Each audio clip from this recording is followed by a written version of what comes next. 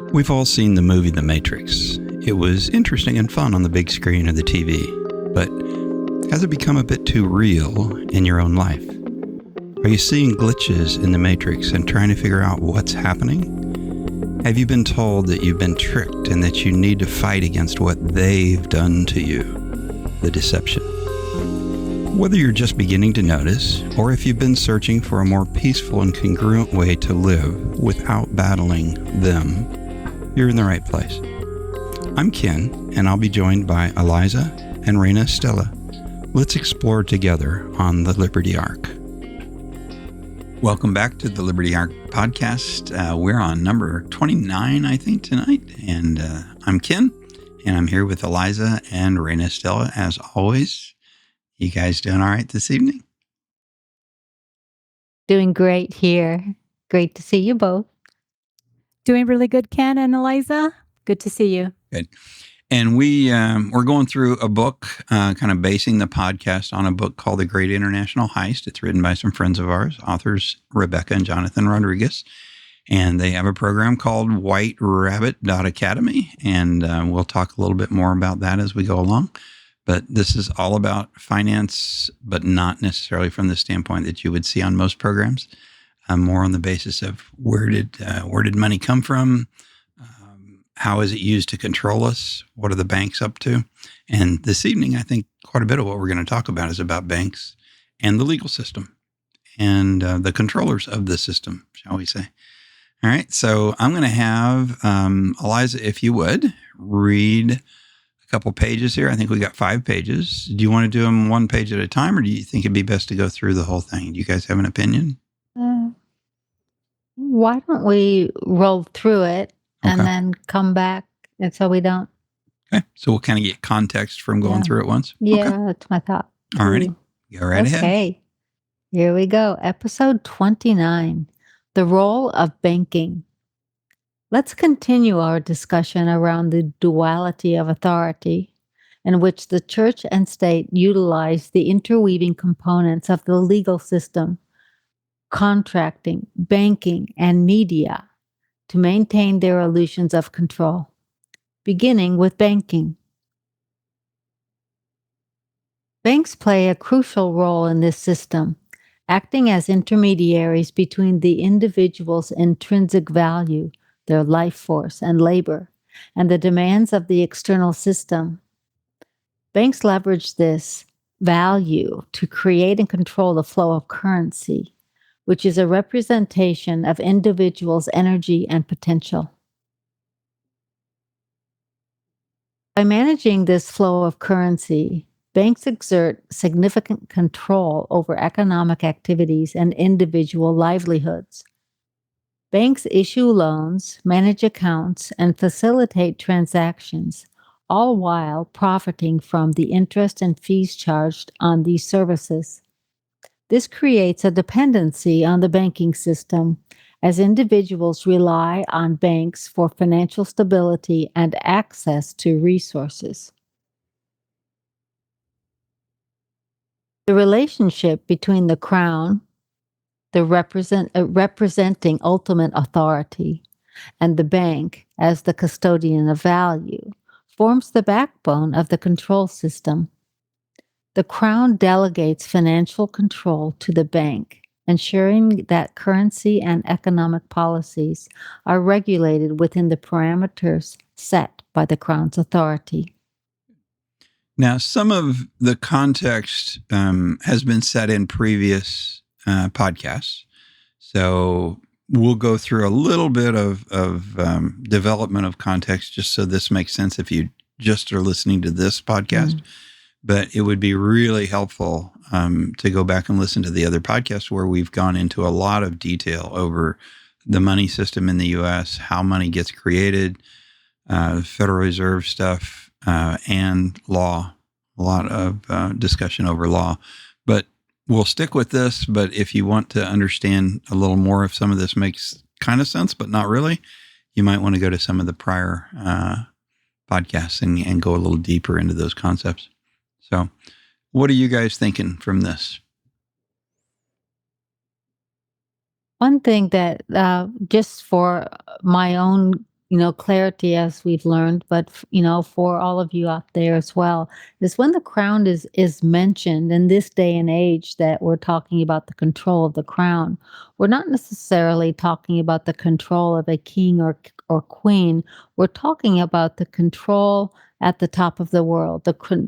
What is, sometimes people talk about 13 families. Sometimes people talk about it's whatever the machinations at the top of the world, who are actually setting the stipulations and dictating to the banking system of how they need to work, right? That's what we're referring to when we say the crown and then banking.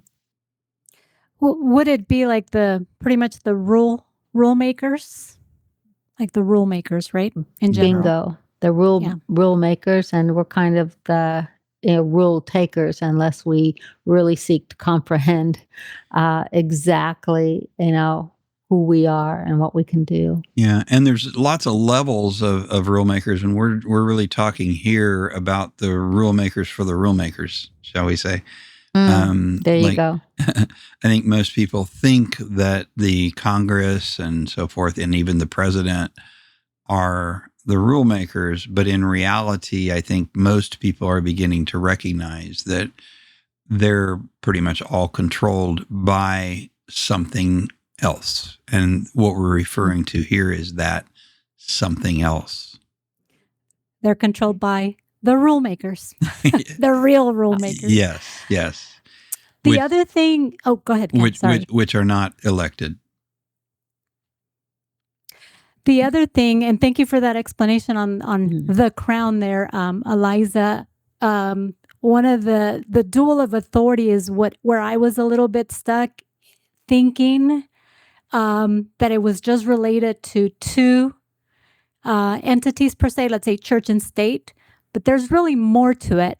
And I think that was also good to really clarify it for me, that it could also be looked at, right, as like when I think about myself, it could be looked at as my choices, or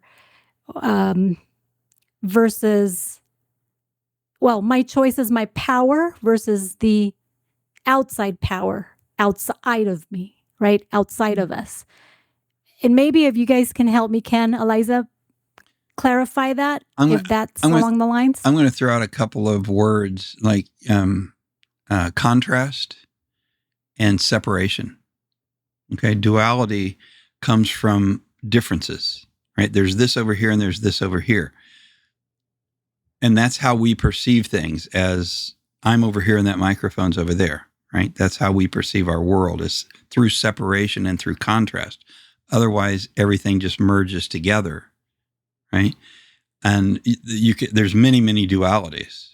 And we're looking at this in particular from the standpoint of control mechanisms, effectively. So the control mechanisms out there that the system uses to kind of create duality out there, or separation or appearance of separation out there, as opposed to, you could look at it the other way as the duality of inside and outside, inside me and outside there.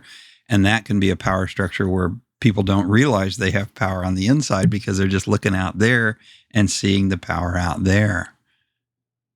Could it be a modern, like a modern sample, like for all of us to understand today, if we have a smartphone, smartphone, and the smartphone has apps.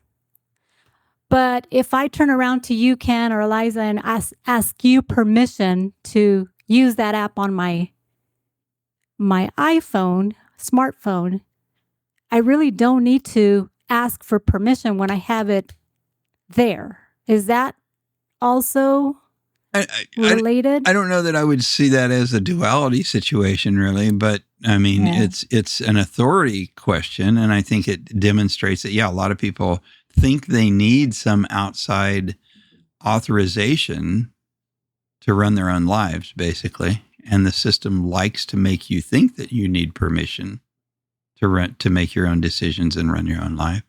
So it does fall under duality of authority. Yeah, Because I really don't need to communicate with my outside world to be able to utilize the apps on my phone. yeah. I mean, there's lots of things you don't really need outside authority for, but the outside authority likes to make us think that we do need permissions for a lot more than we need permission for. And for me, I think the app situation is you actually are asking something in these individual apps for the authority to do something. So I wouldn't equate that to this duality of authority so much. What we talked about last week is I like Ken's word of appearance of duality of authority. Generally, we, as we have evolved, as spiritual beings, we had the spirit, and then the needs and regulations to operate within a community that are necessary things, right? But we relied upon our spirit to be a guiding light on whether those guidelines of the community fit how we personally wanted to operate, and hopefully they aligned. What has evolved is this church and state, that the church has evolved to convince us, have the appearance of that's the spirit side in us, and eventually, and through centuries now, we have given up the control that was actually guiding us, and in place of the spiritual guidance. Mm-hmm.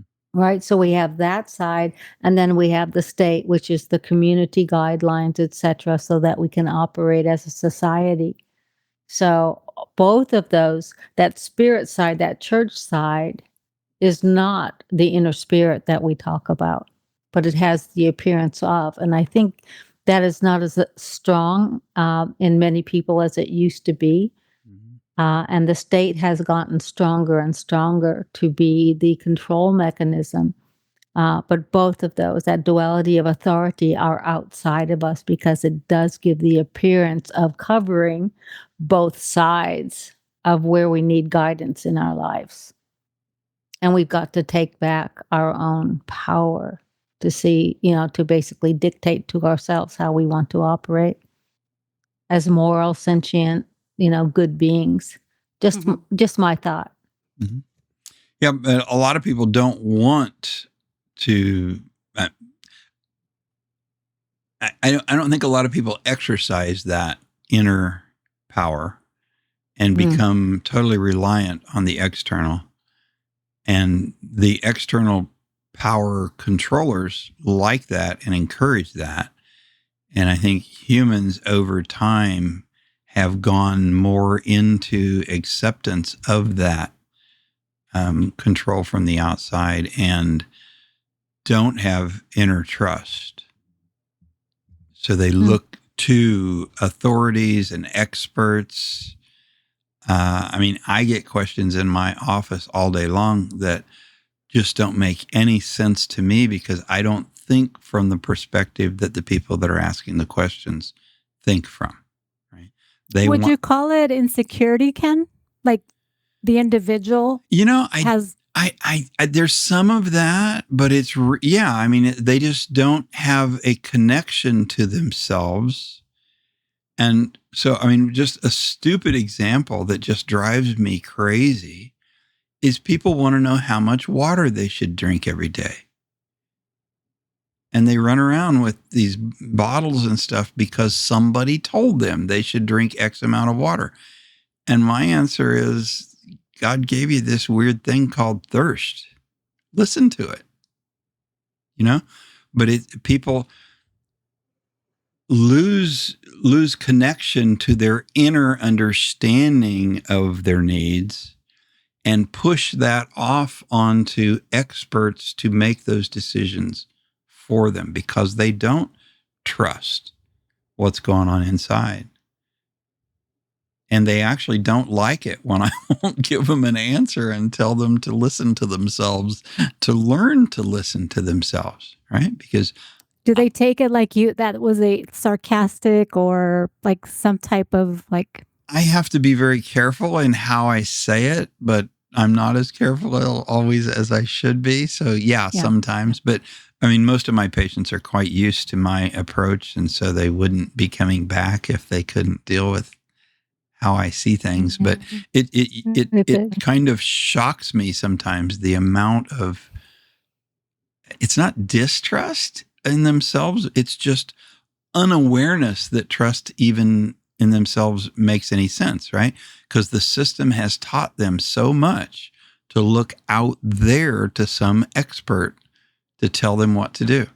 Like That's common exactly sense. it. We've lost common sense. Is that a pretty accurate statement? We're losing it. Yeah. But also, again, we're being pushed. Go ahead. But we're also being pushed. Yeah. That it's not so common sense isn't so common, but this is where this says it's components of the legal system, contracting, banking. So you have legal and financial and media. Okay. This media is everything we're talking about. It's programming. Yep. Programming to give up the inside you for the outside. And you look at this has been going on heavily, throughout societies, organized societies, but mainly in the last 100 years, where mass media, and it's shifted, and now it's a lot of social media. It's constant, but we're constantly being programmed to give up the inside for their authority that is under the guise of our spiritual side. That's why I like, the Ken's word, the appearance of. It's that media being the appearance of our inner self.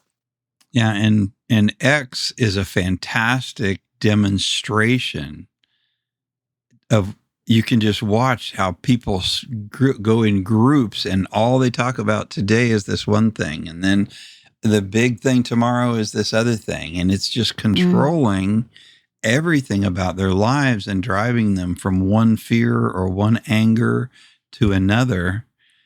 And I there's an addiction quality to that I think we all know is purposeful, because you get addicted to, and this sounds crazy to people, but it's really true. It's really what happens. If you're making internal neurochemistry of fear and anger or whatever the emotion is, and you're dumping that into your body because you're experiencing that every day with what you give your attention to, your body gets addicted to those chemistries. And if you take a moment and calm yourself, it will feel uncomfortable if you're not used to doing that. It may feel good, but it feels uncomfortable, and people can't stay there very long unless they practice it, and they've got to get back into that fear state or whatever they've allowed the media and the social media to addict them to. So this maintaining the illusion of control, I know this is still our first slide. That's what, importantly, we needed to address that first, because they, where one of the strongest control mechanisms in modern society is banking. Mm-hmm. Yeah, and that's one of the big. How do I want to say this? I can't think of the right terminology for it. The big sticks, basically. Not being thrown off social media is a big thing to a lot of people, right? But having your banking shut down, that's a whole different animal. And we've seen that done in many countries. Not as much here, but quite a few people have gotten debanked for how they think or what they say. Yeah. And that can have a huge effect on your life and show you how important banking relationships are. Yeah. It's not something we think about because we've never had to deal with the threat of being debanked. Everybody just assumed banking relationships are available. when that becomes difficult, and there's more of that coming, I think, it's a very, very strong control mechanism. Yeah. Comply or lose your banking. Mm-hmm. Yeah. Social credit scores are the equivalent thing of. Yeah. And digitalized money instead of paper money, right? Right. So There you go. whenever, paper money's hard to control, and that's why the controllers don't like it, is because it is hard to control, because you can go over to your neighbor's house and trade them things and pay them cash money. But they've worked really hard to get us all connected to these commercial transactions that are all digital, and that can be shut down either by an accidental situation or like an EMP or something like that, or a storm can shut down your electricity, and then those things don't work, or purposefully by the government doing things. Yeah, and banks don't even have to give you a reason as to why they shut you down. Yeah. Well, they're private institutions, but operating under the auspices of something higher, and that's why we will hear the crown and the banks. Yeah, and the controllers usually don't give you a direct line that you can see. This is controlling that, that's controlling that. But if you stand back and look, you can see that this is not all helter-skelter. I mean, it's an organized process just through differing entities that look separate to you. Yeah. So going on to, say, slide 2, we're beginning with banking, and setting that up, I think, was important. We pretty much discussed this, right? But having this as the representation of our energy and potential. Okay, that's just a scary sentence right there. But think of what the power of banking really is, and what currency is, because it's been reduced to that much power, right? Just think, if you woke up tomorrow morning and you couldn't open and your bank account was closed and you couldn't get one open anyplace, how would you live? Yeah. But let's point out also, right, where it says the individual's intrinsic value. Let's also point out that if we go to work, we need a bank account. We go to work, use our energy, and we bring those FRNs. We need somewhere to place them. We need that account. So we have to also show how valuable we are to the banks as well. So yes, we are dependent on banks. We'll freak out if they shut it down or we can't open one. But then again, think about it, how powerful we are. They need us to be able to do banking. So if we have no place to put our money, this is one person's energy on a weekly basis. Imagine 340 million people in the U.S. also.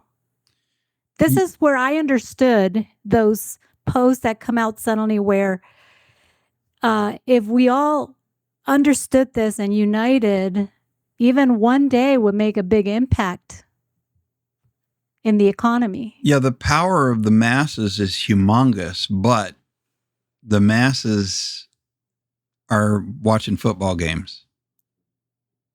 That's why I want to make sure we express it. We're showing how powerful the banking, how powerful banking is, and how much of a control mechanism it is to us, to our lives. And we also have to express. Yeah, those controllers understand that, right? So they offer us and provide us distractions. In Rome, it was called bread and circuses, right? They have to keep us entertained and distracted. And so entertainment and sports and all that stuff keeps the mass of people looking over there so that they don't have any idea any of this is going on. Now, if we could unite, there's no question we could override the controllers that fast. But the controllers are very, very, very well versed at how to distract and entertain. And it's worked for many, many, many years. Right. Was it France was one of the ones that did the did the flip, the French Revolution, but that was a while ago, right? But that demonstrated how if the people all came to an understanding of they had to overrun the rulers, it can happen overnight. But the masses have to decide to do it together. Right. It goes back to that media circus. discussion. Yeah. Mm-hmm. Go ahead, Eliza. Exactly. Oh, pardon me, Stella. But you're right. It's bread and circus on one side, and where bread and circus isn't enough, then there's fear. Right. Right. Fear of being debanked, fear of being ostracized, fear of penalty, some severe, for you and your loved ones. Yes. So yeah, they got it on both sides. I'm going to go to the next thing because we're almost at 20 minutes already. We are. Okay. I think we've probably hit most of this. Yeah, this speaks for itself. Mm-hmm. Exactly. Creates a dependency on the banking system as individuals rely on banks for financial stability and access to resources. Exactly what we've been discussing. Now, so we're gonna when you say crown, we're gonna talk about that ultimate authority, whoever that is up there that controls the controllers that we can see, right? Have controllers, and that's who we're talking about. That they're the ones that really, really control the banking system, and then the bank interacts with us and controls us the way we've talked about already. Influences, right. Yeah. Mm-hmm. Yeah. I mean, but it's a strong influence. It almost qualifies as control. You still have an ability at this stage to go to another bank if one debanks you, but that can be a very uncomfortable situation. And getting tougher. And I think,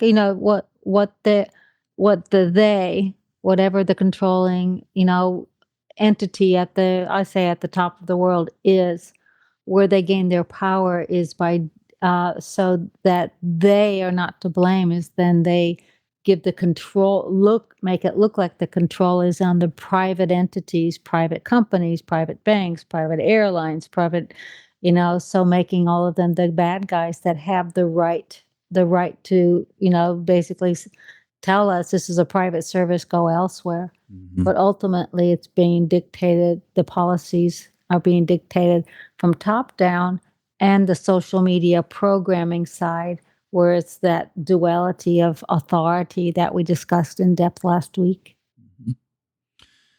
So this was kind of a downer this week. No, not at all.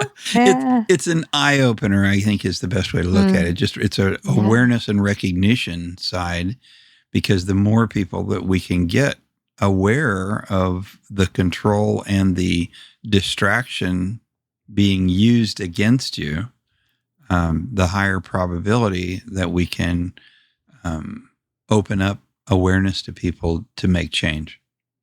Yeah, and it wasn't a downer episode, okay? I think the key, and we've discussed, we mentioned it many times through the 20 minutes, is I think the key isn't fear or resistance. I think it's understanding how the system works, awareness, so we can navigate it again intentionally. We have to be doing things intentionally. Yes, absolutely. So, and a large part of that is what I mentioned at the very beginning for us, is White Rabbit Academy, whiterabbit.academy. And you can get more information about that at the URL that I'll put at the end of the video, but it's libertyarkpodcast.com/whiterabbit. And there's a free mechanism for getting in there and beginning to learn about how you can utilize information to interact with the system in a way that decreases the system's control over you. Is that a reasonable way to say it?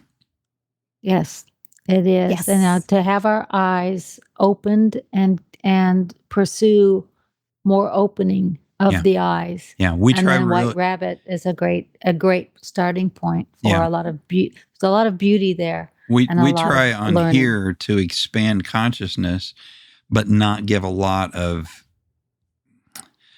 how do I say it, nuts and bolts of what to do, because that teaching has to be deeper than what we can do here. But that's what we do in White Rabbit Academy. Yeah. And Ken and Eliza, let's leave with a couple questions I want to ask the audience. Hopefully we can get some responses. Have we been taught to chase money instead of understanding power? Easy answer. And what changes if money is just a tool? What changes if money is just a tool, not the authority? What changes in your life? And lastly, who do you think really controls your life? Money or your decisions? And that's one more reason to seek out White Rabbit Academy, because if the system, they make it hard enough that it's barely putting food on the table, so therefore that's all you can see is the money side, to be able to take a breath, no matter where you're at in your situation, and to start grasping that inner power, okay, as you're going forward in life. Because I know things aren't easy out there for most people right now. Very true. And we love you. Yes. We do. We're in it together. Hmm? All right, guys, let's close her out for tonight. I thought we were going to get it at 20 minutes, but we're about 27. Okay. That's okay. Thank you. Yeah. All right. So nice to be with you guys tonight, and the audience also, obviously. And we'll go at this again next week. Likewise. Sounds great. See you soon. Have a great evening. See you soon. All right. Bye-bye. Bye-bye. The views expressed in this Liberty Ark podcast are for informational and educational purposes only.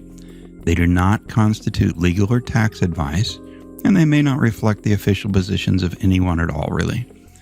We want to express our appreciation to the authors of the unpublished manuscript titled The Great International Heist, on which the Liberty Ark podcast is based.